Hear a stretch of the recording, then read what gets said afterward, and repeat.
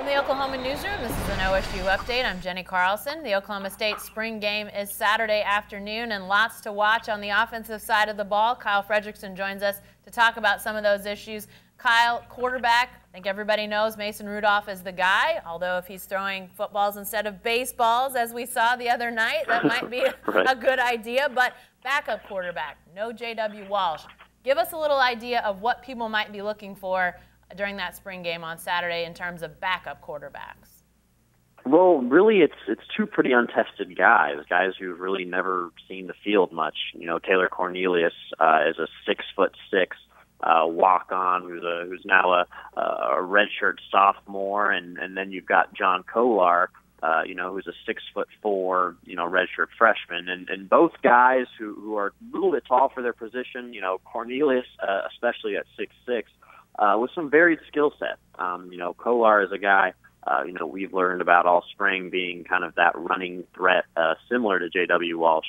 And then Cornelius being more of that typical drop-back passer. I think this is a season where the Cowboys are really, really going to hope that Mason Rudolph stays healthy just because of the lack of experience behind him in these two guys. But at least a spring game will give us a chance to really look at both of these players, see where they are in their development, and maybe give OSU fans a taste of where they might be at come fall. There's been a little bit of talk that Kolar, if he's progressed to a certain point, might become the type of change of pace quarterback that J.W. Walsh has been.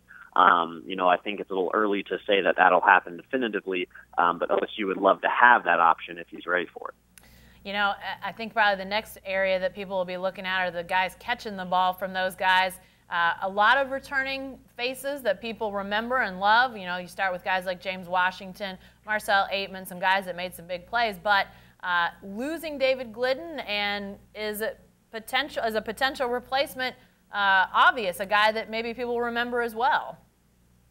Yeah, that's Jalen McCleskey is a guy who made a bunch of plays for the Cowboys this past season. In the punt return game, we saw the return against Texas Tech for the touchdown.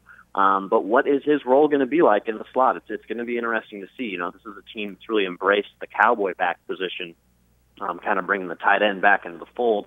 One has to wonder kind of how that impacts McCleskey in terms of what they want him to do offensively. We saw his success as a runner coming off the edge in a lot of those end arounds. An area the Cowboys really needed last year to supplement their run game. But it's yet to be seen whether or not McCleskey will be able to take on more of a pass-catching role, more of a downfield role that Glidden had and that a lot of these Cowboy slot receivers have had in the past, a position they've really relied upon, as a safety valve for Mason Rudolph as he's scrambling outside the pocket. But McCleskey's story is an interesting one. He's a guy who came onto campus and he was really skinny, didn't really seem like he was ready to play right away. Seemed like a redshirt year was really in the cards for him. But being that he was trained by his father, a former NFL defensive back, since his early high school days, he came in with the footwork and the technique and all the little things really ahead of the curve compared to a lot of true freshmen out there. And it really allowed him to shine. So another year in this program, another offseason with Coach Glass in the weight room, I think they're really optimistic about his future.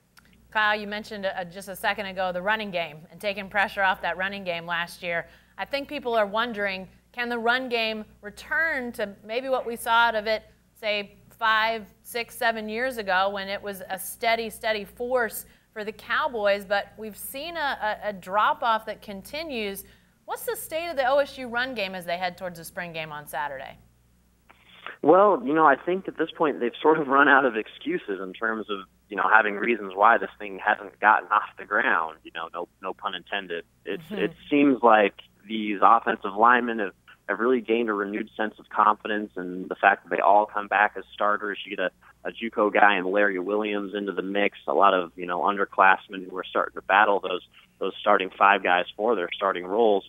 And then you bring back a whole bunch of running backs, and while there's no clear-cut starter, a guy in Chris Carson appears to be kind of the week one guy. Mike Gundy said that, he's one of the players who's made, legitimate improvement from a year ago compared to what he's seen. So we'll have to check that out on Saturday, see if we can see some kind of push up front to where, this team might be able to run against a tough OSU defensive front. I mean, we're talking about some interior linemen who were pretty dominant last year that they're going to be going against. So that'll give us a little taste of what might come in the fall. And of course, it goes without saying, we'll have to wait to see what Barry J. Sanders can do once he gets on campus in June to really know where this position is at. But it's like you mentioned in the opening there. You know, this is a team that hasn't had a 1,000-yard rusher since Joe Randall, and that was a few years back now. And to think that its reputation is kind of, you know, running back it doesn't hold much water today. But this season might be a step in the right direction. We'll give people a chance to go look and see for themselves what they think about the state of the Cowboys. Spring game Saturday, 1 o'clock, Boone Pickens Stadium. Be sure to stay with the best coverage team anywhere at newsok.com and every day in the Oklahoman.